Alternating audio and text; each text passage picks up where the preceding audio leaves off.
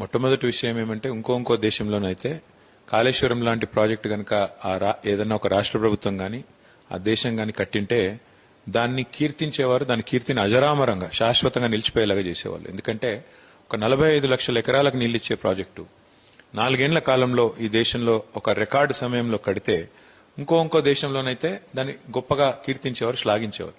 కానీ మన దేశంలో కుసంస్కారమైన కుత్సితమైన రాజకీయాలు ఎక్కువైపోయినాయి. అటు బీజేపీ గాని ఇటు కాంగ్రెస్ గాని ఈరోజు ఒకటే ఎజెండాతో పనిచేస్తున్నాయి. ఏదో ఒకటి చేసి కేసీఆర్ గారిని బద్నాం చేయాలి. హరీష్ రావు గారు నిన్నగాక మొన్న ఒక ప్రజెంటేషన్ ఇచ్చారు డీటెయిల్డ్ గా. నాకు తెలిసినంత వరకు ఈ రాష్ట్రంలో ఎవరైనా సరే కొంత అవగాహన ఉన్న వాళ్ళు మరి ఒకవేళ చూసింటే ఆ ప్రజెంటేషన్ కనుక చూసింటే స్పష్టంగా అర్థమవుతున్నది.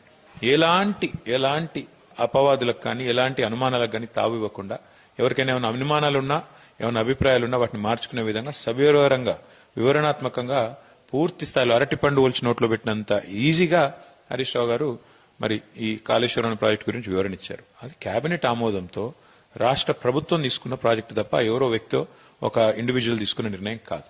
రెండవది, ప్రభుత్వాలు విధానపరమైన నిర్ణయాలు తీసుకుంటాయి. ఒక ప్రాజెక్ట్ కట్టాలని, ఎంత డబ్బు పెట్టాలని, ప్రజల కోసం ఏ సీజన్కి ఎన్ని నీళ్లు ఇవ్వాలని ప్రభుత్వాలు నిర్ణయాలు తీసుకుంటాయి. తీసుకున్న తర్వాత వాటిని ఆచరణలోకి తీసుకురావాల్సింది, అమలు చేయాల్సింది ఖచ్చితంగా అధికారులు, ప్రభుత్వం యొక్క యంత్రాంగం. అంతే తప్ప ఇందులో దాచడానికి కానీ దాపరికం కానీ ఏమీ లేదు. కానీ ఈ దేశం ఎట్లా తయారైందంటే ఇదిగో పులి అంటే అదిగో తోక.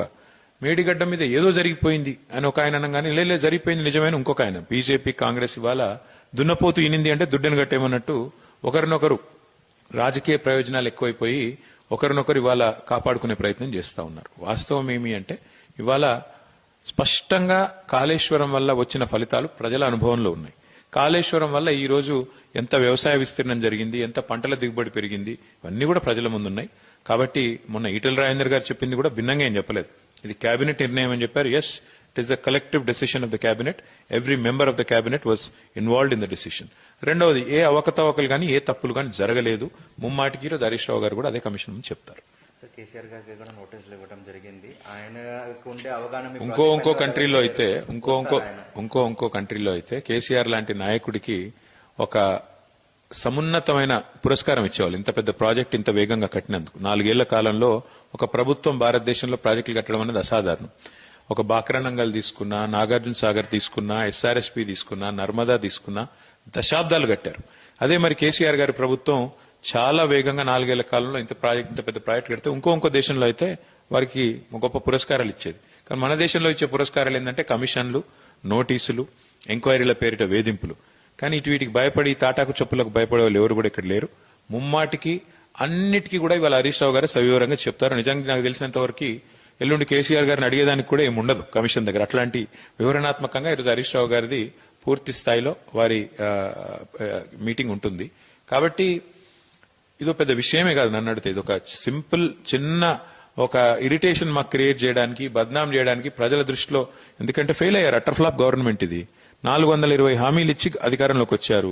ఇప్పుడు ఏం చేయాలో తెలియట్లేదు. అందుకే మొదలు మోసంతో అధికారంలోకి వచ్చారు.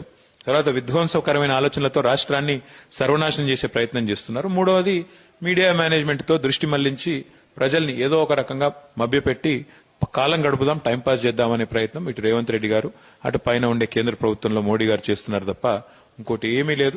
ఇవన్నీ కూడా దూది పింజల్లాగా తేలిపోతాయి. దీన్ని ఎవరు కూడా ప్రజలు పట్టించుకుంటారని నేను అనుకున్నాను.